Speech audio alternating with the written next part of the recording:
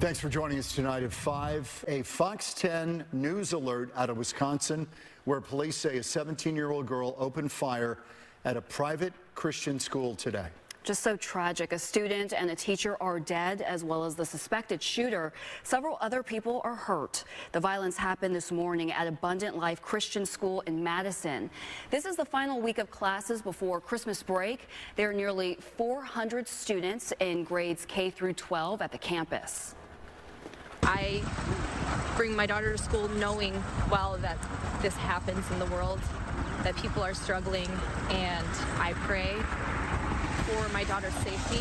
I pray for the entire school safety. I pray for the hearts of the students, the teachers, the staff members. It's a very real thing, and I'm very aware that the world is like this. Tonight, investigators are trying to determine a motive for the bloodshed. Fox's Connor Hansen has more from New York. Police say at least 3 people have died, including a teenage student and a teacher. The shooter has died as well, described as another teen student who attended the K-12 school. Outside Madison, Wisconsin, police surrounding the Abundant Life Christian School after reports of an active shooter inside. When officers arrived, they found multiple victims suffering from gunshot wounds. Madison's police chief said several people were brought to the hospital with a wide range of injuries. Police say while this is something they hoped would never happen in their city, they do train for it. The protocols are simple. Stop the killing, stop the dying, find out who's doing this. And the officers did that, and they did that adamantly. Terrified parents rushed to a nearby medical center to be reunited with their children. Officers combed through the school several times to make sure there were no other threats, but the chief says his officers never had to fire their weapons. To be honest with you, I'm feeling a little dismayed now. So close to Christmas. Every child, every person in that building is a victim and will be a victim forever. And these types of trauma don't just go away. The ATF and FBI are both assisting local police, and President Biden has been briefed on the developing situation. In New York, Connor Hansen, Fox News. In Buckeye tonight, police are investigating a deadly family fight. They say a 71-year-old woman shot and killed her granddaughter on Sunday. Officers booked Deborah Green Davis on a count of second-degree murder. A judge set bond at $500,000. Fox 10's Lauren Clark is live now with the very latest. Lauren, what happened? Well, good afternoon, everyone. Such a tragic story to happen so close to the holiday season. According to police, this all started with a family fight, a domestic violence situation that escalated to gunfire. This is a quiet neighborhood. Quiet and calm is how John describes his Buckeye neighborhood off of 254th Avenue in Carson. But this weekend, a much different sight. Cop cars surrounded his neighbor's home, and the street was plastered with crime scene tape. More squads, more ambulances came. This whole place was filled. Couldn't get out. Then neighbors learned the details of what happened.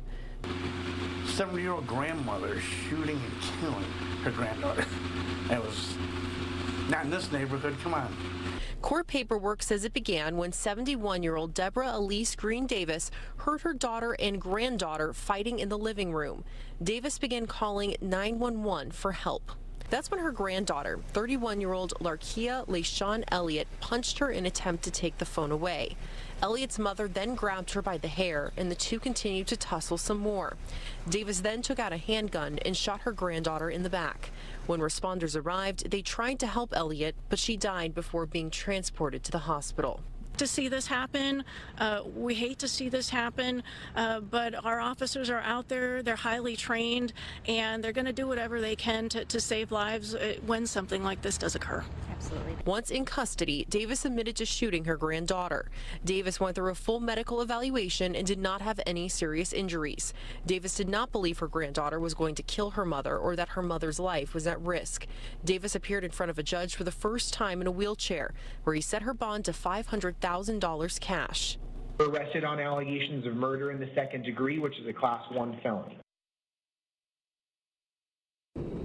And we're also learning more about Elliott, the victim. We have confirmed that she has worked for both the DOC and Maricopa County. And we've also tried to speak with family here at the house, but when we approached them, they said they had no comment at this time. Reporting live here in Buckeye, Lauren Clark, Fox 10 News. Lauren, thanks. North of the valley, firefighters battling a growing wildfire. It's being called the Soap Fire. It's charred more than 600 acres northwest of Black Canyon City. New video from Sky Fox this afternoon as firefighters are working in steep, rugged terrain, as you can see, trying to slow down these flames. That fire generating a lot of smoke. A lot of people have seen it. At this point, no homes or other buildings are threatened. The goal for us is to try to keep it from moving to the east and to the south, keeping it away from Black Canyon City. And so right now it's keeping generally moving more towards the west and the north. It's burning on BLM and state lands mostly, so there are right now no values at risk that we've identified. And BLM says the fire, which broke out Sunday, is human-caused. Tonight on Fox 10 Investigates, we're digging into the records of a Phoenix firefighter. He has multiple arrests on his record involving alcohol and harassment. But it's the disciplinary action that one victim says left them frustrated with the system. Fox 10 investigator Justin Lum joins us live with a preview of his report. Justin.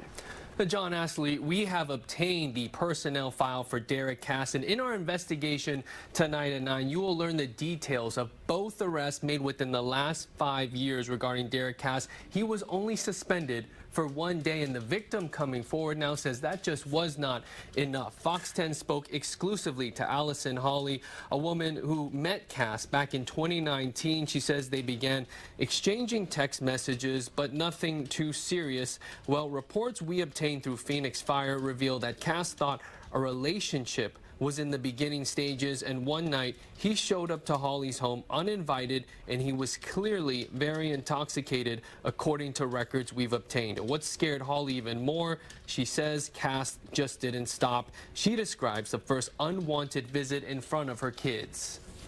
Pushed his way in and started heading straight towards my children's bedrooms, immediately yelling, "You want to meet a fireman?" He was holding a bottle of whiskey in his hand.